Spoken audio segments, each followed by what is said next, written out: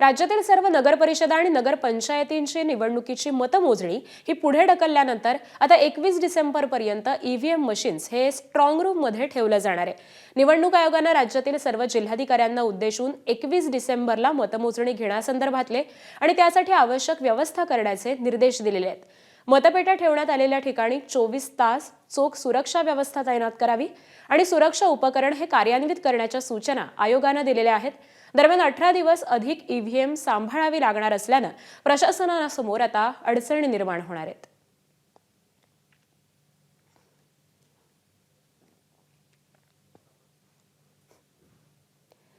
पुढची बातमी आहे अमरावतीमधून। अमरावतीच्या अचलपुरात ईव्हीएम सुरक्षित ठेवण्यासाठी कल्याण मंडपम स्ट्रॉंग रूम मध्ये तयारी करण्यात आली। 3 डिसेंबर ऐवजी 21 डिसेंबरला सकाळी 10 वाजल्यापासून मतमोजणीला सुरुवात होईल। अमरावती जिल्ह्यातील अचलपूर नगरपालिका सर्वात मोठी असल्याने सर्वात जास्त ईव्हीएम या ठिकाणी ठेवल्या गेलेल्या आहेत। आता सर्व ईव्हीएम आमच्या येत आहे। येऊन या ठिकाणी कल्याण मंडपमला स्ट्रॉंग रूम आहे। सुरक्षा कक्षामध्ये आता आम्ही सील करून ठेवणार आहे आणि 21 तारखेला प्रत्यक्ष मतमोजणी सकाळी 10 वाजता होणार आहे। एबीपी माझा, उघडा डोळे बघा नीट।